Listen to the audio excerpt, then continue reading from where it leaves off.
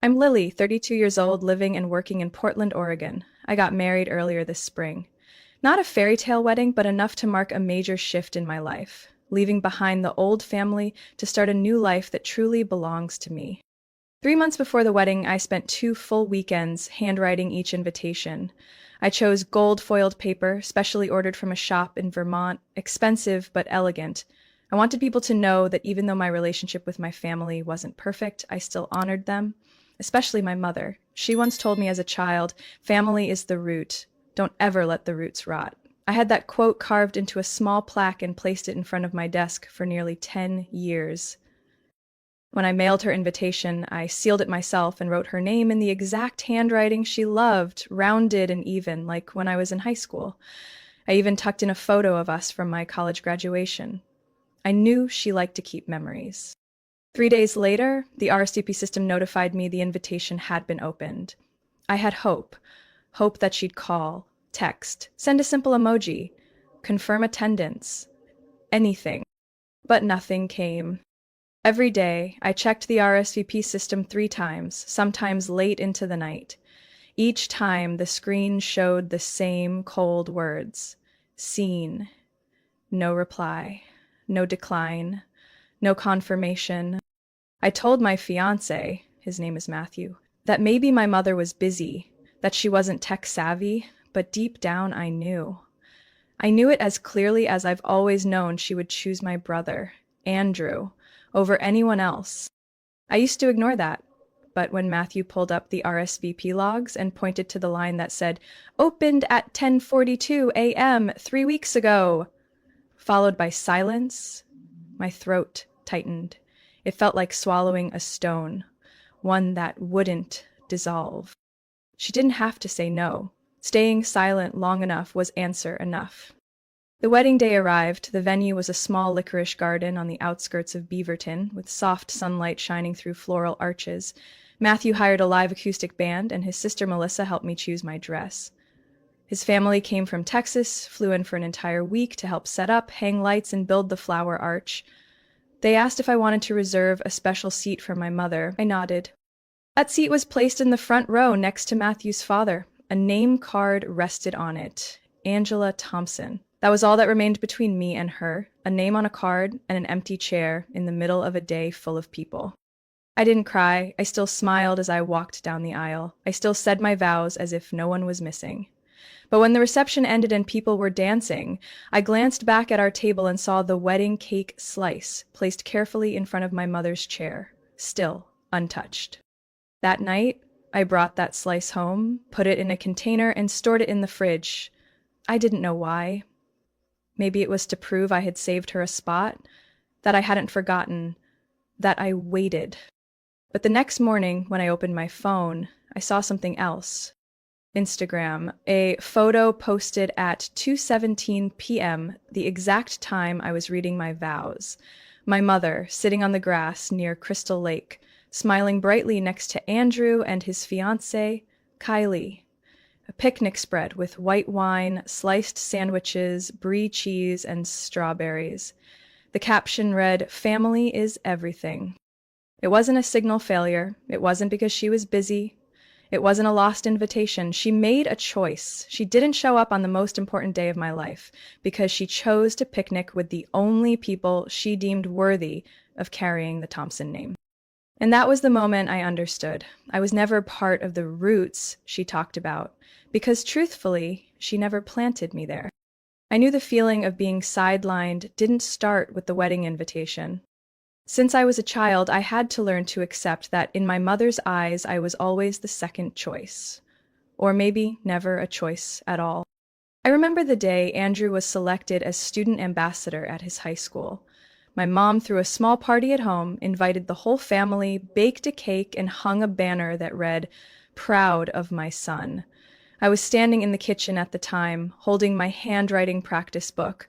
I had just earned a perfect score in a statewide penmanship competition. No one asked.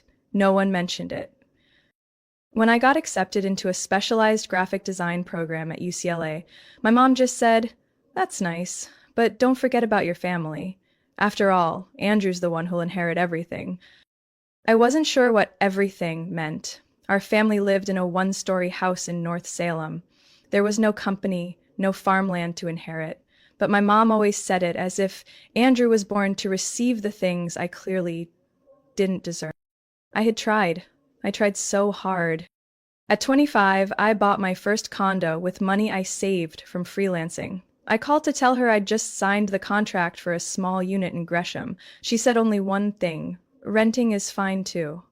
Condos depreciate fast. 2 days later, I saw her Facebook post. Andrew standing in front of a used pickup truck with the caption, "My son knows how to invest at the right time. The man of our house." I was removed from the family group chat last year. No notice, no message. One day I went to send a birthday text to Aunt Helen and realized the group no longer existed. I messaged Andrew to ask if the group had been deleted. He read it and didn't reply. I never told Matthew about that. Not because I was hiding it, but because I was exhausted from having to explain something so familiar. I was never really part of the Thompson family. Every holiday, I was the last to be invited, if invited at all. My name was once misspelled on the family Christmas card. No one corrected it, no one apologized. I was just that daughter. Mentioned politely when they needed help fixing a presentation slide or designing a cover for a memory album. My mother once said, "Andrew has leadership qualities. You're creative, but don't let it pull you too far from reality." She said that right after I was nominated for the Outstanding Design Award in the Pacific Northwest. When I had a car accident at 28 and spent 4 days in the hospital with a shoulder injury, she never visited. She said she was busy preparing for Andrew's MBA graduation. I asked, "Didn't he graduate from an online program?" And she answered, "Do you have any idea how much my son worked to get there?" I guess I didn't do much. I only worked nonstop for 6 years. Paid every cent of tuition myself, earned 2 bachelor's degrees and 1 master's without a dime of family support. Every time I succeeded, my mom said, "Don't brag, humility is better." But when Andrew got an internship at some unknown startup in Seattle, she posted on LinkedIn like he'd just been picked by NASA. What hurt most wasn't the favoritism. It was the fact that I kept trying, kept hoping that if I was good enough, successful enough, kind enough, maybe she'd finally see me without comparing me to Andrew, without using his shadow to measure my worth. But that never happened. And now, looking back at the picnic photo she posted on the very day I got married, I understand something clearer than ever. I wasn't forgotten. I had been erased long ago. It just took me too many years to accept it. That afternoon, the breeze at Lavender Hill Garden was gentle, just enough to lift the hem of my dress, but not strong enough to blow away the emptiness in my chest. The ceremony started at 4 o'clock sharp, sunlight brushing the fan-shaped rows of chairs facing a lilac arch Melissa had carefully arranged that morning. Everything was perfect, except for one empty seat. The front row on the left, where a name card that read "Mother of the Bride" still sat untouched. A foolish part of me had hoped she would arrive late, awkward, maybe, but present. But the ceremony drifted by like a cold wind, without the sound of familiar heels, without the quiet glance from that one chair. When Matthew looked at me during the ring exchange, his smile was soft. I smiled too. A smile I had practiced for years, gentle enough to mask the hollowness, strong enough to keep anyone from guessing how vacant I felt inside. The cameras flashed, guests applauded, the band played the love song I had chosen back in February. Everyone saw a beautiful wedding, a radiant bride. No one noticed how many times I glanced toward that chair. No one knew how hard I tried not to turn around every time the gate creaked or a heel clicked on gravel. The reception took place in a glass hall by the lake. Matthew, thoughtful as always, had arranged a large screen to play the tribute video we had worked on together, a montage of our love story, from our first meeting at the old bookshop, to the Alaska trip, to that surprise proposal in my favorite ice cream parlor. We picked the music, we wrote the voiceover, but when the technician plugged in the USB, the screen glitched. The file wouldn't open. Looks like the format's corrupted, he mumbled quickly, trying not to sour the mood. I forced a smile. Melissa whispered, "It's okay, probably just a format issue." Matthew looked at me with quiet apology. I shook my head. "It's fine." But it wasn't. We tried to play it 3 times. Nothing worked. I finally told the technician, "Just skip it, play the music." Someone popped open champagne. No one knew I had spent nearly 2 weeks editing that video, frame by frame, transition by transition, hoping it would remind me that some things were still beautiful, still worth holding on to. But now it too had disappeared. Just like my mother. Like a part of me that had been gone for a while. After the first dance, I returned to our table and saw the cake slice set aside for her, still untouched. A white porcelain plate with silver trim, holding a piece of vanilla cake with chestnut frosting, the kind she used to love when she made my birthday cakes in 5th grade. No one dared to eat it. No one cleared it away. It just sat there, a silent reminder. Someone should have been here, but chose not to be. That night, Matthew and his family helped clean up. I told everyone I was fine, that it had been a wonderful day. They believed me. I was too good at pretending. When the house quieted, I took that cake slice, sealed it in a plastic container, and tucked it into the fridge. I didn't know why. Maybe just to prove I had saved her a place, that I hadn't forgotten, that I had waited. The next morning, I woke up to silence. Matthew had gone out to get coffee. I checked my phone out of habit. No messages, just spam notifications, but Instagram floated to the top. I scrolled like muscle memory, expecting nothing, and then I saw it, the photo. My mother, sitting on a lawn in Washington, smiling beside Andrew and Kylie, glass of white wine in hand. Behind them, picnic chairs, a fruit basket, white chrysanthemums, a tart. The caption, "Family is where the heart is nourished." I checked the timestamp, 4:06 p.m., right as I was reading my vows to Matthew. I didn't hyperventilate. I didn't cry. I just sat there, the blue screen lighting up my palm. Then a memory surfaced. Something my mother once said when I was 12, after I was cut from the dance team because no one showed up in time to pick me up. Sometimes you have to learn to walk home by yourself. I had walked home, a very long way, and yesterday I walked down the aisle by myself too, no matter how many people were clapping around me. 3 weeks after the wedding, I got a call from Aunt Ruth, my mom's youngest sister. She lives in Spokane, has a blunt personality, and rarely calls unless something's truly serious. I was in the kitchen making coffee when my phone rang.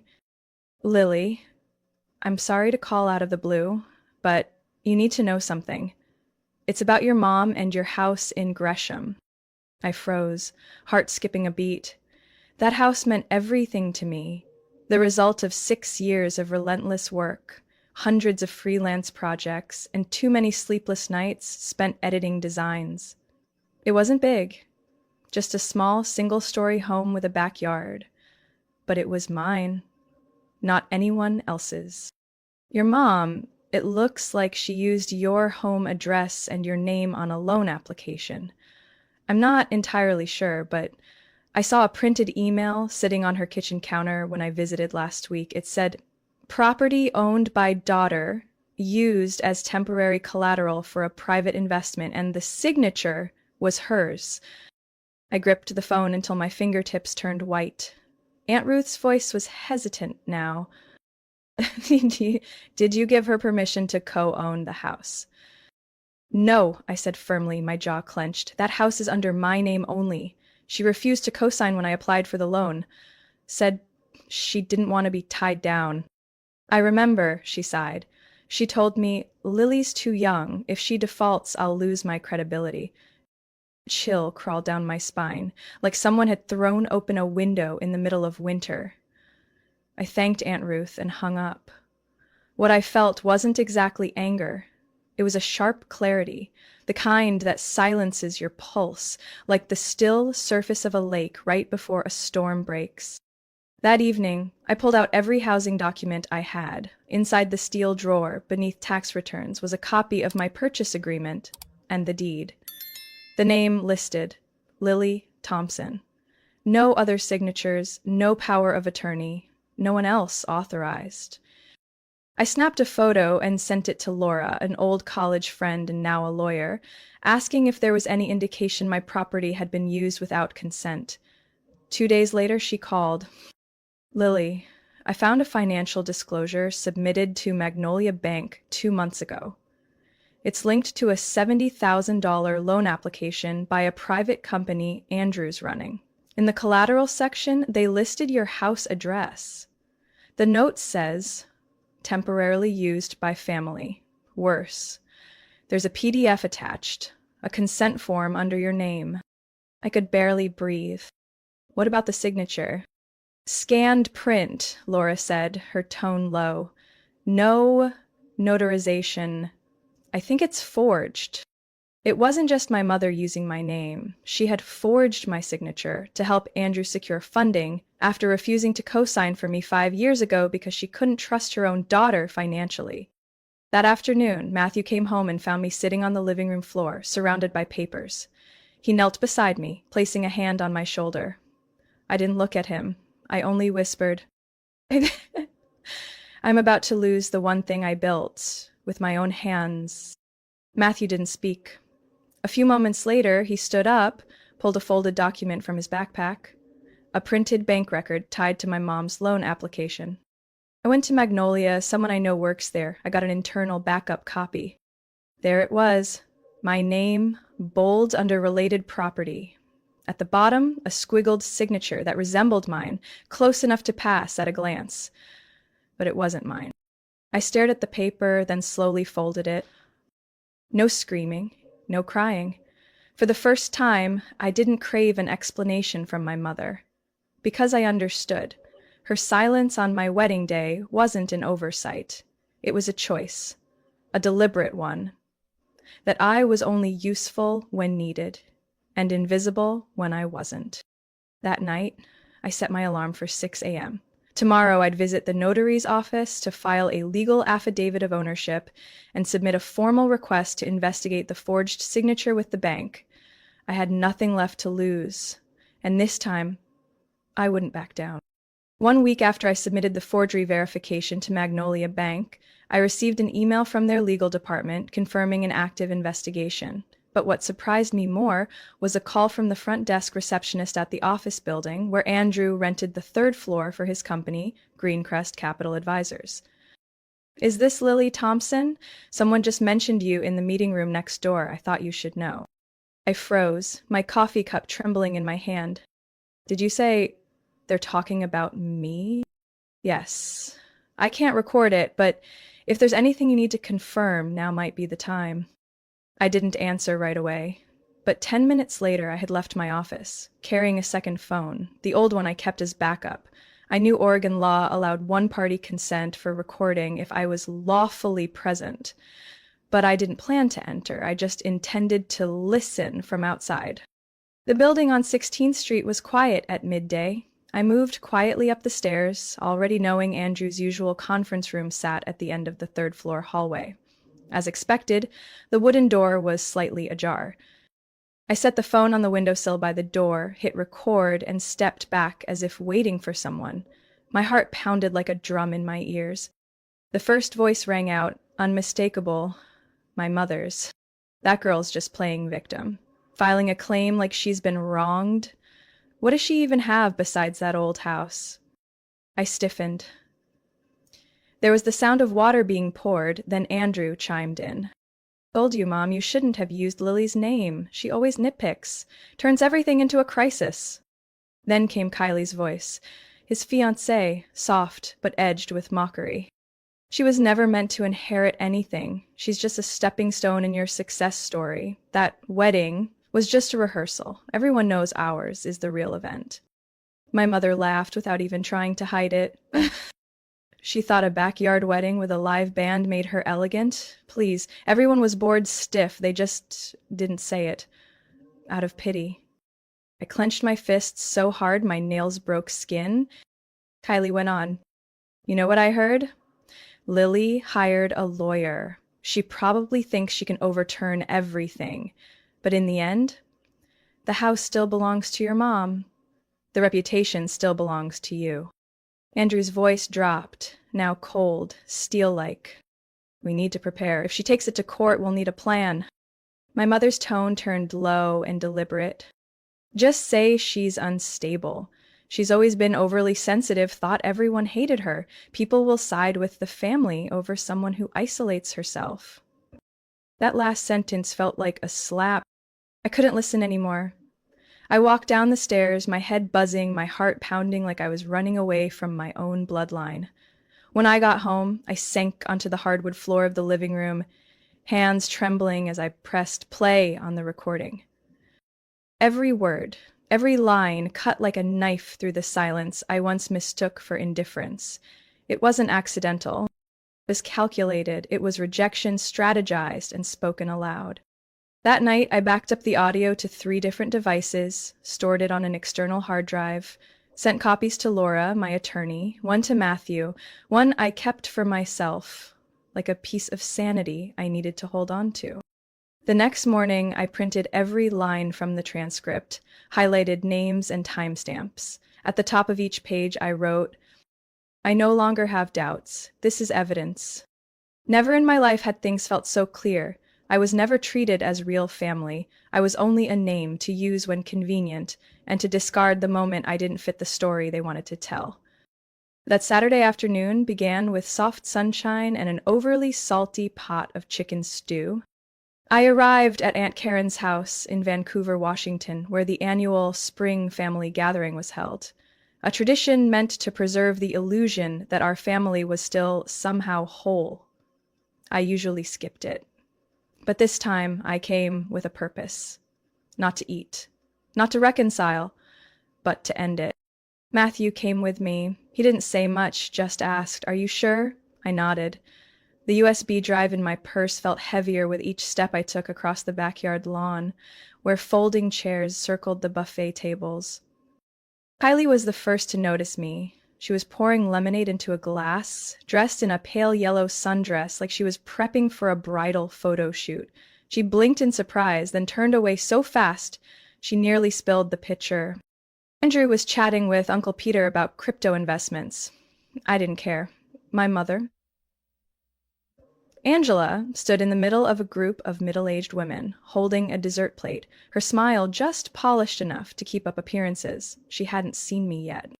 I walked straight to the main table, where the Bluetooth speaker and laptop were set up for background music. Matthew stood beside me, plugged in the USB. I looked around. Excuse me, everyone. May I have a moment? The yard went silent. Aunt Karen stopped slicing bread. Uncle Don, mid-laugh, went quiet.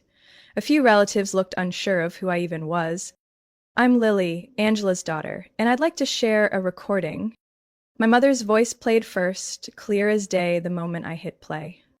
That girl's just playing victim, filing a claim with the bank like she's been wronged. Then Kylie, sweet as syrup but sharp as acid. She was never meant to inherit anything. That wedding was just rehearsal. Everyone knows ours is the real event. Andrew chimed in, casually cold. Told you, Mom, you shouldn't have used Lily's name. She always makes a fuss. Laughter. Whispered affirmations. And then my mother again. Each word a scalpel. She's been overly sensitive since she was little. Always thought the world was out to get her. I stood straight, arms at my sides. Each word felt like reopening an old scar. But not out of pain. Out of finally having witnesses. When the recording ended, the backyard fell into silence. Not polite silence, but the kind that slices the air. A few relatives looked down. Uncle Don quietly set his beer on the table. Aunt Karen froze, one hand over her mouth. My mother stepped forward, her face visibly pale. Lily, what are you doing? I turned to face her for the first time since the wedding. Just playing back your own words. Everyone deserves to hear them. She clenched her hands. Kylie stepped forward. This is so disrespectful. Matthew cut in, calm but firm. No. Disrespectful is forging someone's signature to get a loan. Andrew opened his mouth to respond, but no one backed him up. A few relatives stood and began leaving the buffet area. No yelling, no applause. Just quiet motion. And something in me, something that had long tried to hold these people close simply because we shared DNA, finally let go. I pulled the USB out of the laptop, slipped it into my bag, and looked at my mother one last time. I'm not doing things the way this family does anymore. Silence, endurance, pretending everything's fine. I've already learned to live without you on my wedding day, and I'll live just fine without any of you in the story of my life. I turned around. No one stopped me. Only the wind moved across the backyard, carrying away whatever illusion of family still lingered. Matthew reached for my hand, held it tightly, the way someone should have from the beginning. And for the first time, I left a family gathering without shame. Only truth and freedom in my hands. 2 days after the family gathering, a photo popped up on Facebook that hit me like a punch to the chest. My mother, Angela Thompson, stood in the front yard of my house, holding a teacup, wearing that polished smile she'd perfected from years of hosting church fundraisers. She angled her body just enough to show off the lavender bed on her left with the white wooden porch that Matthew and I had painted ourselves last fall in the background. The caption below read, 30 years of building and preserving a family legacy, finally back where it belongs. Hashtags included matriarch legacy _ Sumpson heritage. I read it 3 times, not a single mention of me, not one word acknowledging that I was the one who bought the house, made the payments, fixed every gutter, laid every tile. In her version of the story, I, the legal homeowner, didn't exist. And that was the moment I stopped staying silent. The next morning, I posted publicly in the Gresham Community Neighbors Facebook group, a space where locals shared safety alerts, home repair tips, and weekend BBQ invites. I'd followed it quietly for years, never once posting. But this time, I knew exactly what to say. Post title, Clarifying Ownership of 1324 Timberline Ave. For transparency's sake. Hello, neighbors. Recently, I came across a public post that could lead to confusion regarding the ownership of the property at the above address. To prevent misinformation, I'd like to clarify the following. This home is legally owned solely by me, Lily Thompson. I purchased it in August 2020 with a mortgage and down payment fully under my name. Supporting documents are attached. No one else is listed as a co-owner or financial guarantor. I've included the letter from Angela Thompson formally declining to co-sign in 2020, stating she could not place financial trust in her daughter. Any use of my name, address, or property as loan collateral without my permission is unlawful and currently under legal review. Lastly, as a small testament to being erased from my own life, here's the tribute video from my wedding that my family accidentally lost just before it was set to play. They say I don't belong to the family. At the very least, I belong to the truth. Sincerely, Lily Thompson. I attach 3 files. A notarized scan of the house deed. The email from my mother refusing to co-sign in 2020. And the tribute video, carefully edited by Matthew and me over 3 weeks, this time playing perfectly. No glitches, no missing USB. Within an hour, the post had over 60 reactions. One neighbor, Janice, a widow who'd lived on the block for more than 10 years, commented. She once told her landscaper she helped her daughter buy the house because the poor girl couldn't scrape together a down payment. I'm sorry I ever believed that. Another Mr. Rogers wrote, You're the only one I've seen out there raking leaves, repainting shutters, fixing the storm drain last winter. If this is a legacy, 30 years in the making, who's been doing the work every day? But the most unexpected response came from a woman named Linda Evers, a longtime friend of my mother. Angela once told me not to attend Lily's wedding because it was so rushed. She's probably pregnant. Now I feel like I was misled. Thank you for your courage. As the afternoon wore on, my inbox filled with private messages. One investor in Andrew's failed project wrote, We were told this house was used as collateral. Angela swore it was hers. I think I need to speak to a lawyer. I read each message. No hearts, no replies. I didn't need pity, I just needed people to know. Lies only become truth when they're allowed to go unchallenged, especially when the loudest voice isn't the most honest one. That night, as I read through the comments for the third time, Matthew placed his hand gently on my shoulder. You okay? I nodded. Not okay, but for the first time, I don't feel alone. He sat beside me, pulled the laptop closer. Then let me help you respond to each one. I didn't smile, but somewhere inside I felt something warm, not because I'd won, but because, for once, my voice wasn't being drowned out by the people who once claimed to love me. One June morning, I sat folding napkins in the kitchen, preparing for the weekend brunch Matthew's family was coming over for. The coffee machine gurgled behind me. Out in the yard, my father-in-law was showing the kids how to set up a folding table, and my mother-in-law was slicing strawberries with the precision of a seasoned chef. I folded each napkin into a simple leaf shape, nothing fancy but perfectly neat. It was one of the few things I'd learned from my mother, before she turned them into decorations for parties I was never invited to. Aunt Lily! Hannah's voice rang out beside me. Matthew's niece was only 8, sharp and curious in a way no one could keep up with. I smiled and looked up to see her holding a white napkin.